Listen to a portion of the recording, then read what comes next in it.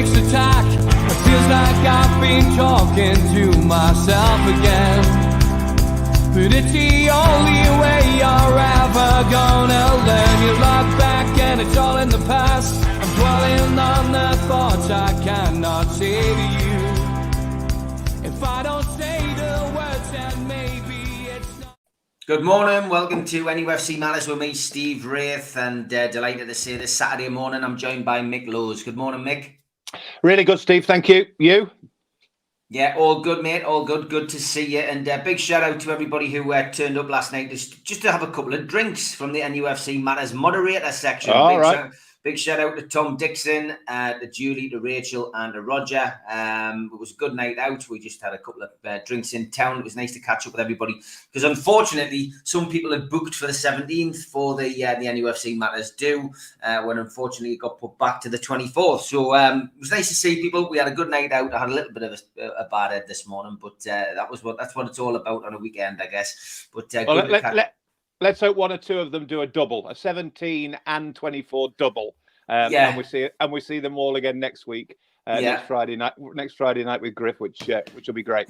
Yeah, looking forward to that. Don't forget, get your tickets from NUFCmatters.com. Okay, as always, plenty to talk about. And Mick and I like to take it sometimes in a different direction because it can get a little bit boring talking about will they come or won't they come or have they decided not to bother or they're going somewhere else. So we've chucked up a few little topics to discuss today. And of course, the first one, which is always important, it's the fixture list, Mick. And August sees Newcastle take on Notts Forest at home in the first game of the season, then Brighton away, Manchester City at home, Wolves away, and Liverpool away. So bit of a mixed bag, but one would imagine, fingers crossed, it won't take us till November to get our first points on the board. Yeah, I mean, two things really. One, I agree with you, and I think they're probably better than what you've just said there. I think it's a decent start. I think of over the years when, you've really been on tenterhooks waiting to find out who you're going to get in the first 2 months. And it can be a nightmare start on occasions. I think this is pretty good. We'll talk about how good I think it is in a few seconds. But the most interesting thing for me is, as I say, having done it for year after year after year, waiting season after season, summer after summer, waiting to see what the fixtures are going to be like. The most important thing about this one, Steve, is none of us know what it's going to pan out and how it's going to pan out, because slap bang in the middle of November and December, we're all going to stop playing, watching, doing Premier League football. Yes, in the past, the likes of the Scots and the likes of the Europeans have had Christmas winter breaks, so they've had a little bit of a break. There's been a slight stop to the season. This is a dirty, great big hole in the middle of the season. Just as you either one or another, you're either picking up a bit of momentum and you've had a great start to the season and you think, "Oh, blimey, what a season this could be." And then all of a sudden, see you later. You'll be back on Boxing Day on the 26th. You'll be back at Leicester, whatever. Alternatively, you've had a nightmare start of the season. And you think, right, okay, now we get a chance to recharge our batteries. We maybe have to have a think about this, have a think about that and the other. But for supporters, for coaches, for managers, for owners, nobody knows, Steve. Nobody knows what this is going to be like. I mean, it is very, very strange, very, very interesting. So, I mean, that'll be the most interesting point for me. I've had a look at the fixtures. I do think they're kind, but in a strange way, if it is a kind start to the season, that'll be the worst thing in the world that will happen to us on whatever it is, the 14th of November, because we'll all have to stop. Yeah, it's bizarre, absolutely bizarre, it'll certainly have a big role to play, I think, in a lot of things this season. Let's look at the back end, Mick, and May sees. I would say it's tough, but I mean, look, you've always got to play these teams. We never know, you Yeah. never know what the month of May is going to bring, because things could have already been decided, etc. But Arsenal at home, Leeds away, Leicester at home, and the final game of the season, Chelsea away. Yeah. I mean, I'd be more concerned because I just don't think there's really any point of us looking at any great length at the end of season. And I'm severely hoping, that because this time around, it won't be the sort of issue that we had, say, in previous seasons, whereby what you're doing is you're actually more looking at the tail end, because you're thinking, if we're hanging on, it could be really, really, really, really twitchy. So if you suddenly had 5 or 6 big hitters in the last 2 months of the season, and as we have been for the past 4 or 5 seasons, struggling at that end of the season, then you get more worried about. I'm not even thinking about the end of the season, because I think the end of the season we will be okay. It's the start of the season where, with the exception of Manchester City, I think we've got the opportunity of getting close to winning, say, 6 of our first 7. So we've got Forest up, then Bournemouth, Brentford, Palace, Everton, and Aston Villa.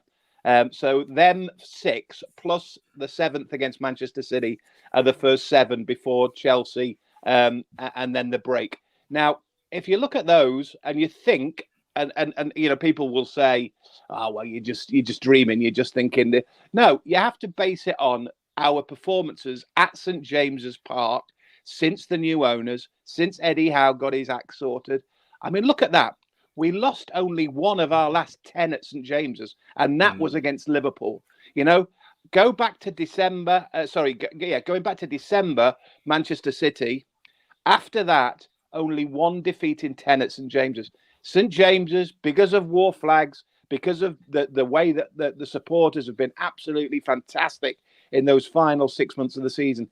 If we do that again, then I'm sorry, but Forests and Bournemouths and Brentfords and Aston Villas of this world, we should be beating. So, and don't forget, it was always the most famous adage of all time: win your home games, win your home games. That's what St James's was based upon. That's what Keegan and Sir Bobby were based upon. Win your home games, and let's see if we can't pick up a point, pick up the odd 3 away from home. So I'm looking at those first 7 games, with the exception potentially, and you can even chuck in Manchester City, of course, because there's always the argument, isn't there? But if you're going to play a real big hitter, play him early when they might just be a little bit not 100%.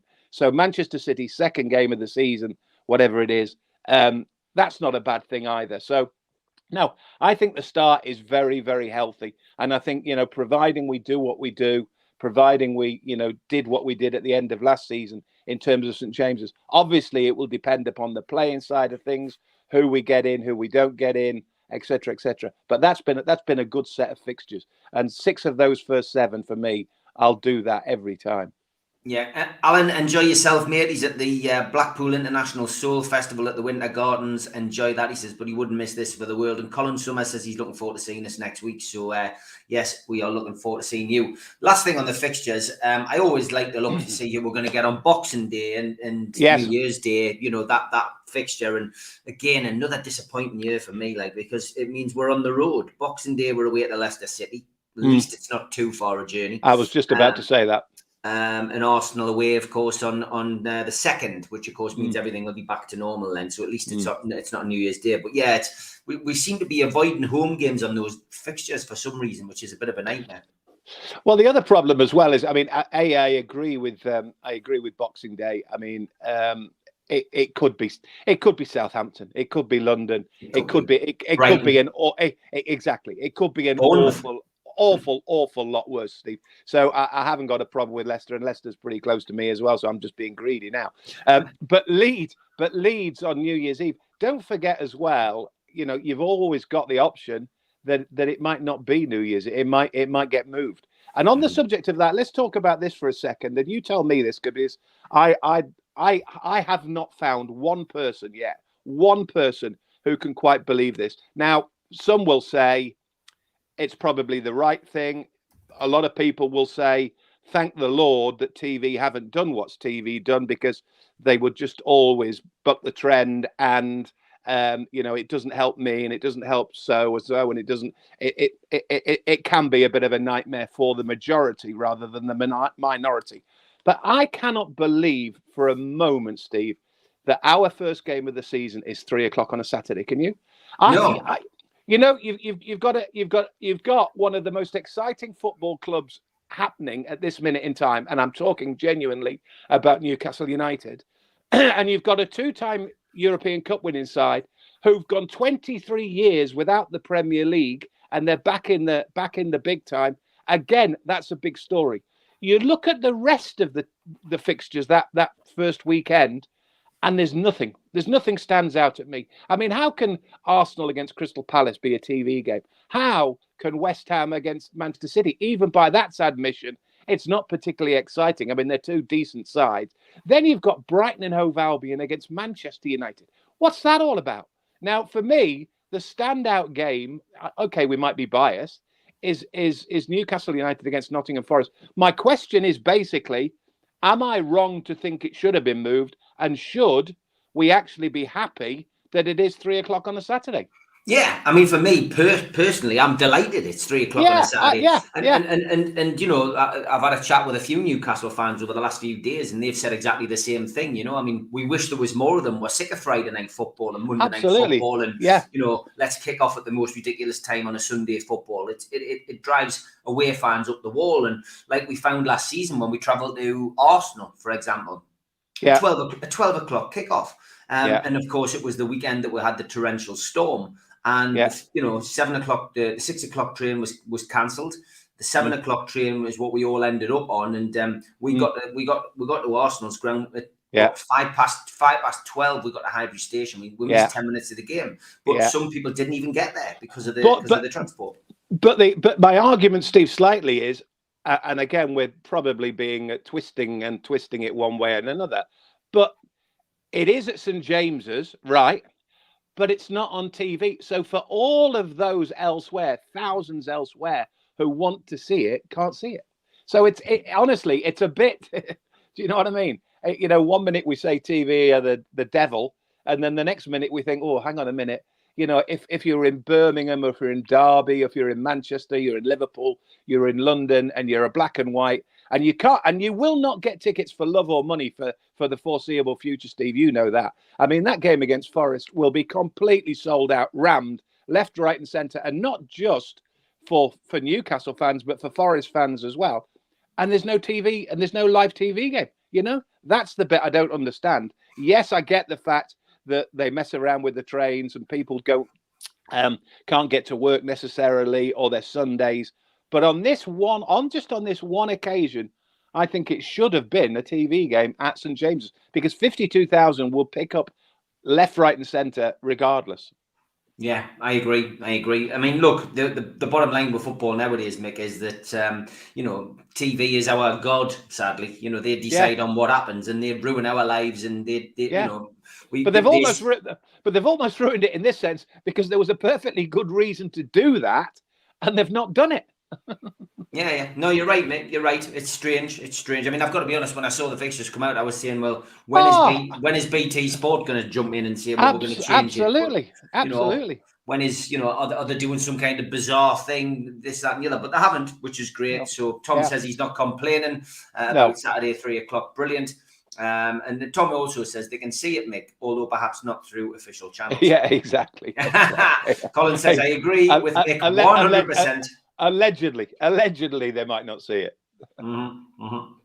Okay, we've got lots to talk about. Anybody who's got anything that they particularly want us to chat about today, let us know. And if we can, we will do. I've got another thing to speak to Mick about, though, and that is tweeting owners, something we touched on last night on the Three Amigos. And what do I mean by tweeting owners? Well, it means people who are saying, come on, get your finger out, get the transfer business done. Come on, this isn't on. Aston Villa's got this player, Aston Villa's got that player. It's ludicrous, Mick, and this we know that Twitter is a nightmare at times, especially Twitter. And Mia, Dad, and Jamie are both on there. They both respond to people that they use it for the greater good. But fans, really, some of our fans need to give themselves a shake, don't they? And you know, messaging people about transfers and that's bloody ludicrous. But I see what you're saying, Steve. But what I also will have to say is that if you get into bed with somebody, then that's the situation you've created for yourself. You know, and if you pretend, or if you lead people up the garden path to think they're friends, or if they think that they're they're of your type, then you're going to get people who are going to think, all right, okay, I'll tweet him, or I'll tweet her, or whatever. I'm sorry, you can't have it both ways. You can't use people to use them in terms of for their conversation or their PR or whatever, but when it chooses you not to be somebody who wishes to converse with people, or do not wish to get involved with people, then you can't have it both ways. I just honestly don't think you can have it both ways. You have to, I've said all that. You've heard me, Steve, say on here many times since the owners have talked about the PR side of things. It's fantastic. It's great that they communicate, but there are occasions when I just think they should just pull back. They should pull back. They should draw back. At the end of the day, they are the ownership of Newcastle United Football Club. They're not punters. They're not supporters. They're not lads down the pub having a pint.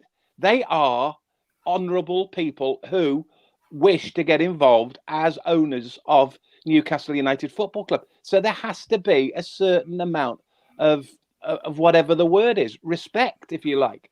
And you've heard me say it over the past 6 or 8 months. I do think on occasions they get too involved with supporters. They get too involved with the rank and file. Sometimes you just have to sit back from an ivory tower and take your time a little bit. And once you open a can of worms, then before you know it, you're going to get the problem that you've already got. Yeah, I would agree. All short memory, Steve. It's honking patter. Tweeting owners, says Jimmy. Yeah. And Jimmy, I agree, mate. Look, and like I've said, I say it on here quite a bit. You put your head above the parapet. You're there to be absolutely. You're there to be knocked at. But at the same time, I just think just a bit of common sense. And I think it's that lovely phrase that Mitch uses. Here it goes again. There's a T-shirt in this, John Justice Allen. Stockholm syndrome, Mick. Yes, absolutely. We've had 14 years of abuse. We've had 14 years of abusive supporters, and ultimately, it's understandable that most supporters are sitting in a transfer window when nothing's happening, going, you get that uneasy feeling and thinking, oh, we're just going to sign a Shefty Kuchi in the last day of the transfer window. And I think it's going to take a few transfer windows for us to all get into this. Wow, we are actually competing. But the thing is, it's part of the me brigade. That you can forget the. I know you get them, Mick. Exactly. You can forget the Stockholm syndrome. For me, it's the me brigade. Because honestly, where the Rubens and Merhad may be getting some sorts of grief or whatever from social media, but just in general. People just sitting there. Oh yeah, I've just seen so and so. Oh, I know so and so. I've got a respected sign or a respected influence that says. I mean, it's nonsense. It is absolute nonsense. There are people just sitting there, day in, day out, lying about transfers or stories or information just because they want to, just because they can. And the problem is nowadays you've got respected journalists. I spent 35 years doing it, and they didn't exist in those days. So you didn't really have your gaffer and your bosses saying, "Hang on a minute, I've just seen something online saying that Gareth Bale's turned up at the airport."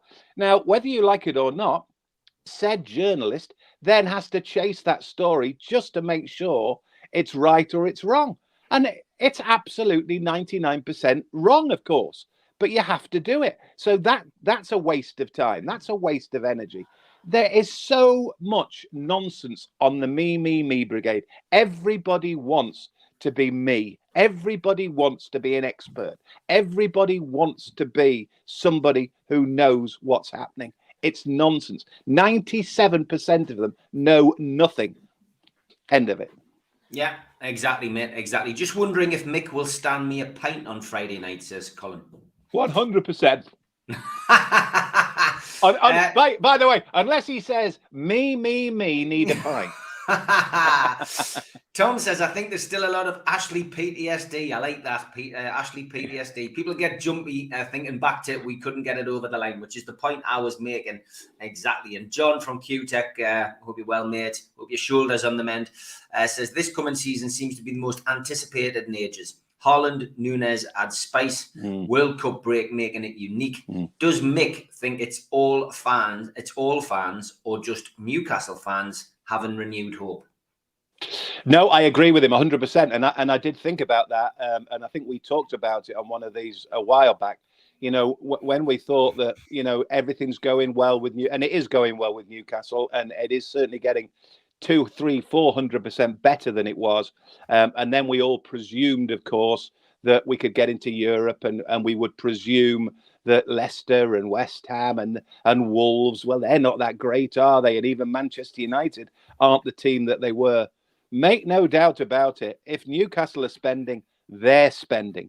And the difference about financial fair play, of course, is that everybody just about has to do the same sort of things. So it's not as if this absolute golden pot of money that Newcastle United have, they can't go and even if they wanted to, they can't go out and spend the 500 million that the Leicesters and the Wolves and the West Hams, etc., can't spend. Everybody is going to be doing probably much of the same sort of deals. So at the end of the day, it will come down to how good we are at finding the players that we need, rather than we're going to get players that other teams aren't going to get. Because as John says, everybody is trying to get anywhere close to Manchester City, Liverpool, and as I said, I'll throw Chelsea into the mix. It's also a good point what John says about, and I sort of touched upon it when I talked about Qatar and the break between the 14th of November and Boxing Day. Think about Boxing Day, right? Boxing Day is 5 days away from the January transfer window. Now, if we've had, or anybody has had, a nightmare start to the season, say we are, what are we? Probably about 20 games into the season, 20 plus games into the season in the middle of November, when all of a sudden it all shuts down and we play no Premier League football and we sit and kick our heels for 6 weeks. Now, Eddie Howe, the staff, and not just Newcastle, every other body is looking at it thinking, we've had a nightmare. Do we have to, bearing in mind we're not going to play other than one game until the transfer window kicks in again in January, do we then have to rethink it? Or do we have to make sure, and I think this is the bigger case, I think one of the reasons why we have to be really, really careful, and so much more careful than any football clubs have been in the past in terms of who they sign in the summer. On occasions, you might take a bit of a gamble on one, but you could take a gamble on one in the summer and think, okay, we can get that right again in January. Now, which owners of football clubs want to do that to their coaches and to their managers? Say, okay, we've given you a load of money in the summer, but you got it wrong, and you've not kicked a ball for 6 weeks between November and December. They're not going to be happy. They want you to get proper signings made in the summer, because I think the January transfer window will almost fail to materialize, because the owners of the world will say, hang on a minute, it was only two minutes ago that you were spending all my money in September, and you've done nothing for 6 weeks in November and December. I'm not spending money again in January. So there's a lot of food for thought about what Qatar and what the break is going to do in terms of what we do in terms of signings in the summer, and we need to be very careful. And I think, and I'm hoping in a roundabout way, that's because, yes, we've heard Ekitike, yes, we've heard Botman. Now, the fact that they haven't happened quickly, and I'm not going to get into this because the me, etc., blah, blah, blah, blah. But what I like so far is that we haven't knee-jerked.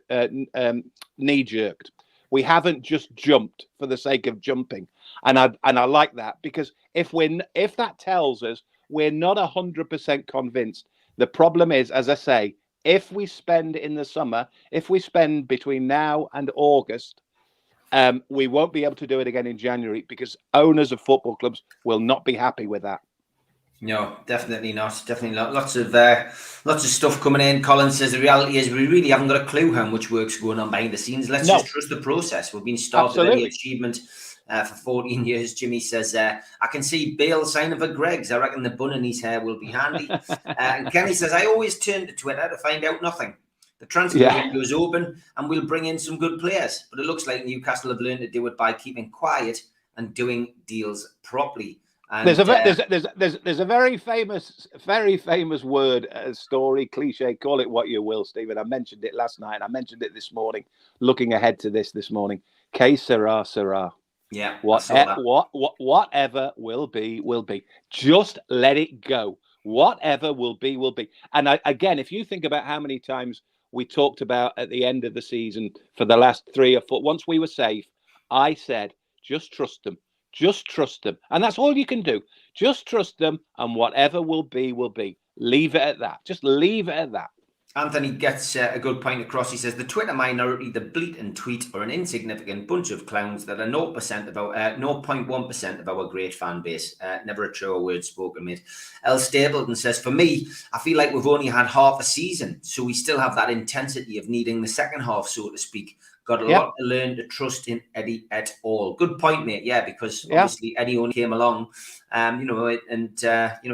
get where you're coming from. Somebody made the point when I was at the gym this morning saying, I wish the season hadn't finished because we build that momentum up. We were third place in terms of results, if you like. Do you know what I mean? So Alex, and he himself had just about his best ever season in the Premier League. Certainly, I mean, yes, he finished 9th at Bournemouth, but he never had the sort of momentum that he had in that 6 months that ended up with an 11th team finish with Newcastle United. And on top of that, he's never had ownership that spends millions or has potentially have millions. He hasn't got the sort of ambassadorial kudos he has at the minute now. I mean, this is a very, very different world for Eddie Howe. And I don't mean that in a critical sense at all. I think he's done absolutely brilliant. And I hope he goes on and be the next step up.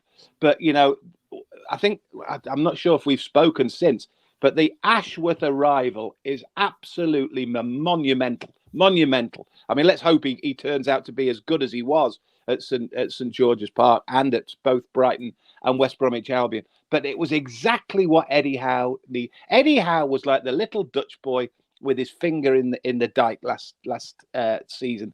He was having to do this, he was having to do that, he was having to do the other. He's now got a left lieutenant to his hand, sorting out this, sorting out that, getting a bit of this, getting a bit of that. So but Eddie Howe, he will realize that this summer is a very different world to any summer he's ever had as a manager at another club. Yeah, I would agree. Do you think we'll be on TV less this coming season, says Alex? We were chosen so often last season with the hope of seeing us fail. I feel like the Premier League will try and hide us away this year. There is an argument for that, Steve. There is definitely an argument, because whether you like it, and we have to be brutally honest, one of the reasons why for the last 3 or 4 or 5 years, whatever, is because everybody's wanted Newcastle to fail.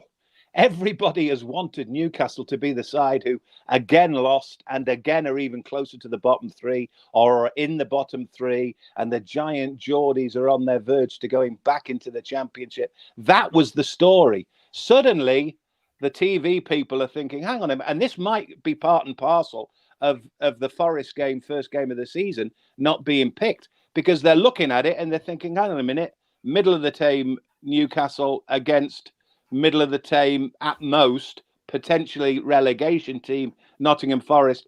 Let's not go with it. Let's go with, even though Liverpool only play Fulham, they're the championships. Man City's not great against West Ham, but they are the champions of past, vice versa. Likewise, Manchester United, giant club, but they're only playing Brighton and Hove Albion. So it's a good point that somebody makes, that if we suddenly got momentum, if we suddenly, in those first 6 or 7, as I say, at St James's, if we start doing it on Tyneside what we were doing at Tyneside at the tail end of last season, then you might find TV are more interested.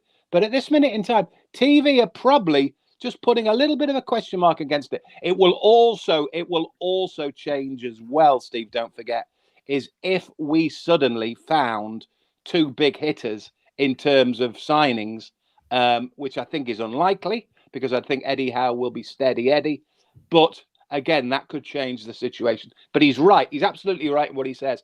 Last season and the season before, TV wanted more of Newcastle because they wanted Newcastle to fail, because that was the story. Now, Newcastle are not going to fail, but they're not necessarily going to be a top 6 team until we find out in the first 2 or 3 months of the season. Yeah, okay. Next question, which comes from Roger, is this one. If you could pick one player from the past, Mick, to come into the current side, who would you choose? He says Shearer. In the past? Yeah, if you could bring one player back. I mean, Shearer would be my first. Shearer would be my first shout, mate. I mean, it's easy. It's easy, isn't it? It's easy. I mean, what I would say is, because let's be brutally honest. I mean, Alan Shearer was a record breaker. So if you said to me, can we have a record breaker?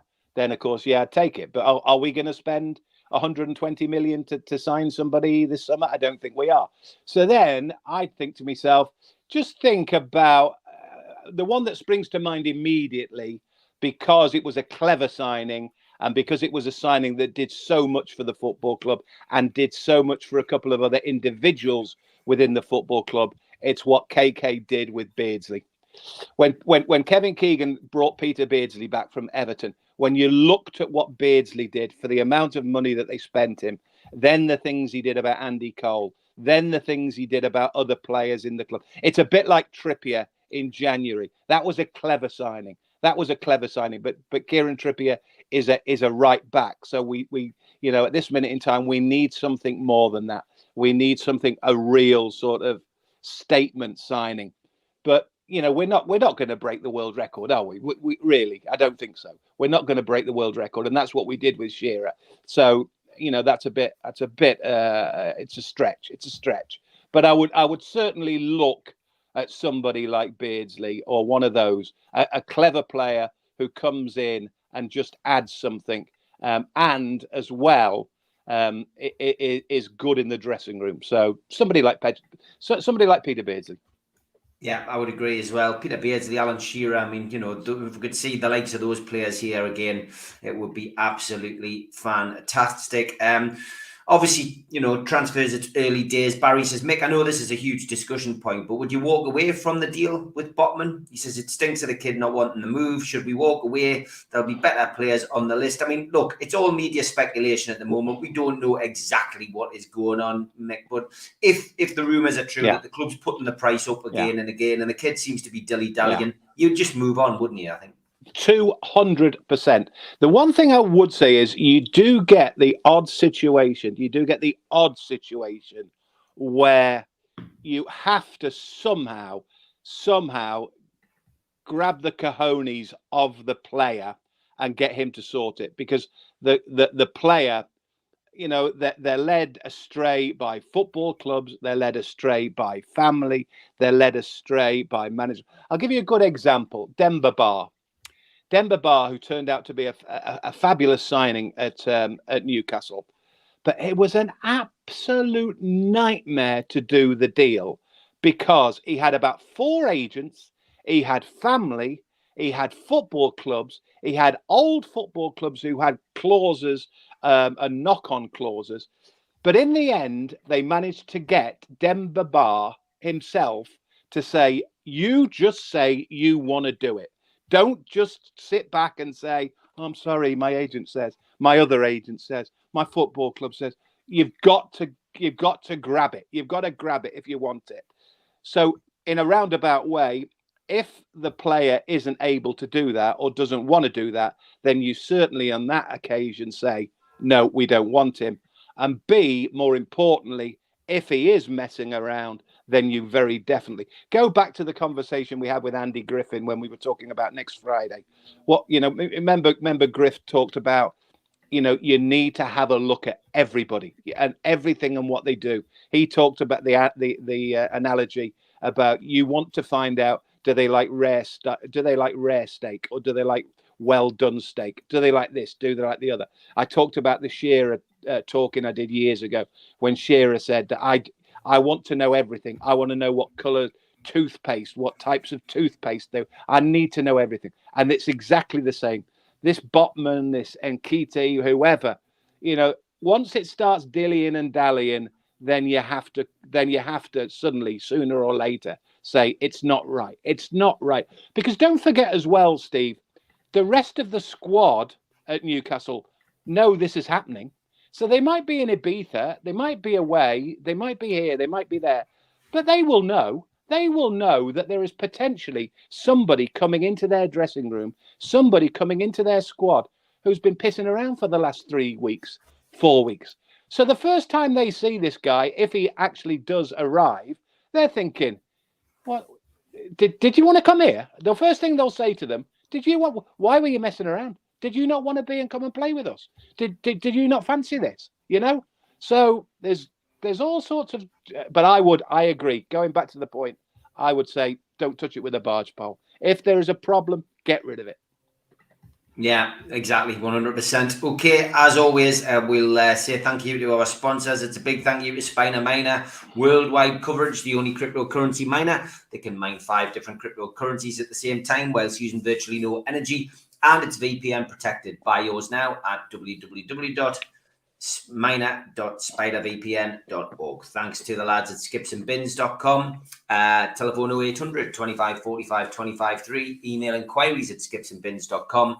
Website www.skipsandbins.com. Easy, contract free and pay-as-you-go waste collection. Thanks to L&G Family Funeral Directors 01913897245, and to Garden of Healing Dispensary, CBD hemp and cannabinoid specialists www.gohd.com. Thanks to qtechshop.co.uk, the makers of pool tables and snooker tables in Wallsend, Newcastle, and the guys who run our website, NUFCmatters.com. And thanks to Cleekai, meet the new Game Over screen, drop into a ClearRun device near you, available on Apple Store, Google Play, and clearrun.game. Thanks to Media Arts for all the video help. And if you want to subscribe, hit the Newcastle Legends logo in the bottom right-hand corner and you can subscribe for free. We are still on 7 days a week, even through close season. Hit the thumb up to like the video, click share to your social media, and drop into the comments box to speak to like-minded Newcastle fans or to pose a question on screen. We're available as a podcast as well, so if you're out and about on a car journey, you can listen to us on iTunes, Spotify, and the rest, available 24 hours after the show goes out live on YouTube. And P. Wright was the lucky winner of our membership draw yesterday. He won £1,000, or the cash equivalent, with the cash equivalent of a season ticket. I think he's claimed his prize, and there's a few other winners as well. So well done, everybody who joined in. If you want to join and become a cult member and go into the monthly draw, you'll get a pen, a cup, a membership card, and the scarf. Just go to NUFCmatters.com, click membership, or put your smartphone over the QR code and you can go straight there. We do send out car stickers for anybody who's a subscriber, and you just need to email John at NUFCmatters.com to claim one of them. And we do support the food bank, NUFC fans. Foodbank.co.uk is where you can go to make a virtual donation. We have another Shearer Ball. Tickets are now on sale. This will run for a month. 99 tickets, $2.99. To win a signed Alan Shearer ball. You've got to be in it to win it. Go to NUFCmatters.com to buy your ticket today. And we have less than a week now to go. We're counting down. It's a week on Friday, and it's the 24th of June. Tickets are £12 and £15. Doors at 7 o'clock. Evening with Mick Lewis and Andy Griffin at Shearer's Bar. Get yourself along. It's going to be a cracking night. And we will be doing a little giveaway on the show this week for a couple of tickets to go as well. So get yourself along and come and see us. NUFCmatters.com is where you need to go to buy your tickets for that event. It's going to be a cracking night, Mick. And I know you're looking forward to being back up here. Absolutely. And I mean, I was just thinking about it there where you said it. I mean, it's the price of 2 pints. It's the price of 2 pints to go and see, Andy Griffin. 6 years, and he's, Dalglish, Bobby Robson, Ginola, Shearer. I mean, the kid's done it all. The kid's done it all. And he's a great lad, good servant.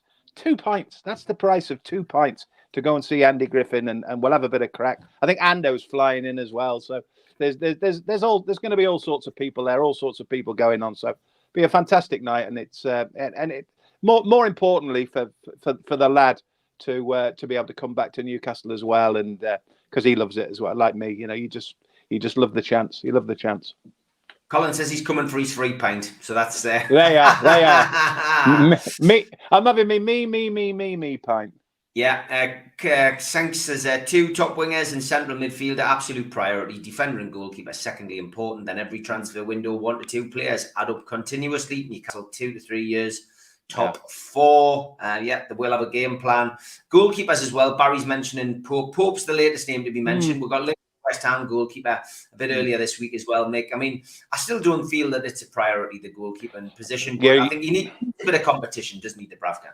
Yeah, me and you together, and me and probably a lot of people I've talked to in the last 10 days. I mean, the bottom line is it's just not a priority for me, and it's not just a priority for a lot of people I know.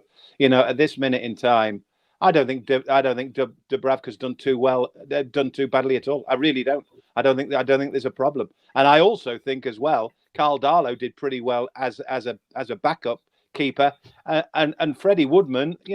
Don't forget he's still around about, and he at one point was seen as going to be the best young English goalkeeper in the business. Now, there's talk of Preston, etc., but.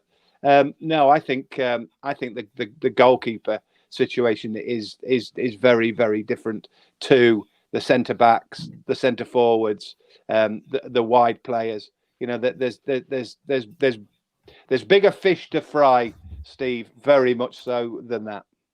Yeah, no, there definitely is. And as I say, the transfer window will continue in earnest, and Newcastle hopefully will make a little breakthrough next week with Akatike. Let's see how that goes. Let's talk about the substitutions change again in the league, Mick. I mean, 5 subs. Are you a fan of this? It's only a few years since they took it out. They've brought it back in now. I've got to be honest, my opinion, I'm not bothered by it. I genuinely think that it benefits. I think it benefits at the moment the top 6 because they've got bigger squads. It'll make massive changes to games. And I don't know. I don't see a major issue with it, but I know you're clearly not a fan. Well, I'm not a fan. No, I'm not a fan, and I don't think it's right. But I can see the fact that footballers these days are very highly strung and very highly tuned. That injuries, particularly tears, are more apparent than were in the past, etc., etc. There's also an argument that says to me that, they've got 3 as it is. Does 5 really make a difference either way? And there's also an argument as well that I'm just thinking off the top of my head that actually, if you make 5, then actually you could run the risk of dismantling an 11 too badly. So, do you know what I'm saying? So if you suddenly think, oh, okay, I need to get him, I need to get that, and blah, before you know it, you'll do more damage than you do repair by bringing in. But at the same time, the bottom line is that if you have 20 absolute worldies in your squad, then you have the ability to play 16 of them on a Saturday afternoon, which probably 15, 16, 17 of the top 20 don't have at that level. So if Newcastle, first game of the season against Nottingham Forest, let's hope, we might have a couple on the bench who could have genuinely game changers. But that same day that Manchester City, Liverpool will have 7 to choose from and could put 5 out there. Now, is that right? Probably not. And if it gets to the stage of a game where, say, for instance, Newcastle are absolutely playing out of their skins with a 1-1 draw against Liverpool. Liverpool have already made 3 changes, and Newcastle are still hanging on with only 7-8 minutes left. And all of a sudden, Liverpool can bring in 2 more subs. One of that is Mo Salah, and the other one is whoever. Then you think to yourself, God blimey, what chance have you got? And you lose the game 2-1. And it's just down to the fact that they had greater numbers and greater ability. So I don't think it's right. I think it just makes the old argument that the bigger get bigger, the stronger get stronger, and everybody else is lost. And we've already talked about the fact that it's not just Newcastle at this minute in time trying to get into that top half, top 6, top 7 with the likes of West Ham, with the likes of Leicester, Wolverhampton Wanderers, Brighton and Hove Albion, those sorts of teams, because they're trying to get close to Liverpool, Manchester City and Chelsea. Man United are going to try, Tottenham are going to try, Arsenal are going to try. So it's a tough one. It's a tough one. But if Man City, Liverpool have got 5 available on the bench, it just doesn't make doesn't make your chances any easier. No, definitely not. 5 subs will disrupt the rhythm of the team, says Roger. That's what I'm saying. That there is that argument, but that is an argument that applies to some, but doesn't apply if the 5 are all world beaters. If the 5 are really, really top draw players, because they are not going to come in and do something untoward. They will come into 11 and they will do the business. Yeah, they will do. And that's another one from Roger. He says, tactical change with a 5, it's a big change. And he also says that he agrees and the views on the 5, a skewed change in favour of the big 6 remaining in that 6, says Roger. So Roger also says, Klopp complains that he needs 5 subs but barely uses his 3 subs now. Yeah, and that's very true. That's very true. They don't need to. They don't need to. Because what they can do as much as anything is they can chop and change with proper teams. So they'll play 11 on a Saturday, and on the Wednesday play a slightly different 11, and on the Saturday after that they might just change their fullbacks. That's what he does. That's a clever way of keeping people happy, rather than willy-nilly throwing in the same 11 every game and then throwing in 2 and 3 and 4 and 5 subs. He just does it properly. Yeah, exactly. Teams will make subs in the last 10 minutes to massively disrupt games, says Caretaker. Again, I would agree. Gary asks you a question. He says, if given the chance, Mick, would you like to commentate on a Newcastle game again? And if so, which game would you like to do? Well, I mean, without wanting to be bleedingly obvious, with the old aphasia, I probably couldn't do a commentary now anyway. So after the stroke in November, that isn't particularly easy. What I would say is, if that wasn't there, and if the aphasia wasn't an issue, I probably would. But I've often thought, don't forget, I retired before VAR. And I'm just not sure, Steve, I could do VAR. I'm really not sure. I've spoken to Matthew Razor and a couple of other, Ian Dennis, my big friend, and Jonathan Pearce, and people like that. And it drives them mad. And they're probably more tolerant than I am. So I'm not sure what I could make with VAR. Then you're talking about things like this: 5 substitutes, this substitute, that substitute, this issue, that issue.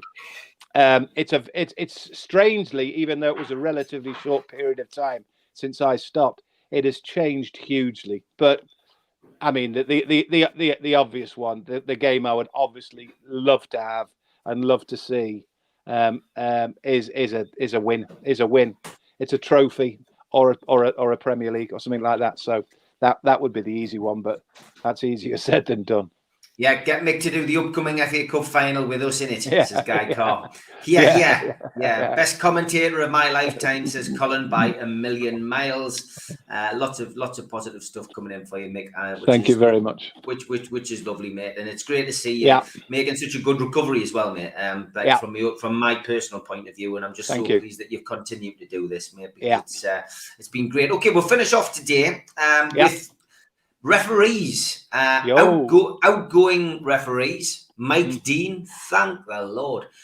Jonathan Moss, Martin Atkinson have all now retired from refereeing, and we do have a few new kids on the block, although not necessarily referees. Referee assistants would have been announced, and got to be honest, don't really know any of these new faces. The Tom Bramall, we've got Natalie Aspinall, Nick Greenhall, and Steve Meredith, and they're all coming in. They're all coming in now as new assistants, assistant referees. So we've got some new blood coming in, Mick. Is it something you would say should happen really on a more regular basis? And would you like to see ex-professionals doing this?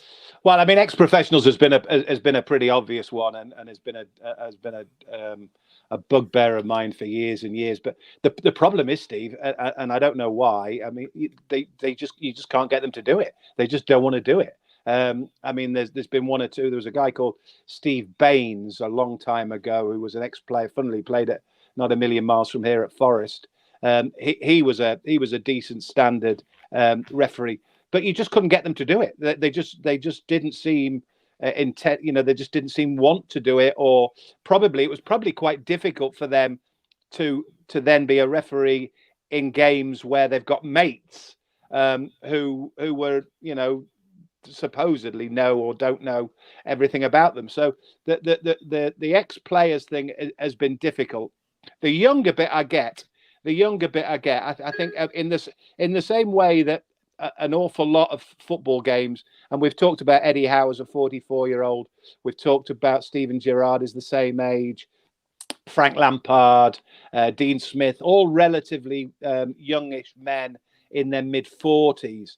And the lad at Brighton Hove Albion as well. Once upon a time, they, for want of a better phrase, the elder statesmen were seriously your top flight managers. Now there's so much more about it, and it involves the politics. It involves this, that, and the other.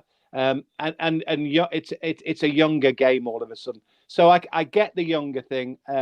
My biggest problem is, and this has always been the case with football, the biggest problem is you will find, and I can tell you this is an absolute certainty because it's happened since time immemorial, that they will struggle for the first 6, 8, maybe even the first season, because you go from being a Championship or a League One or a League Two referee, and you have to go in the top flight, and you have to do different things. So for starters, you've got VAR you've never had.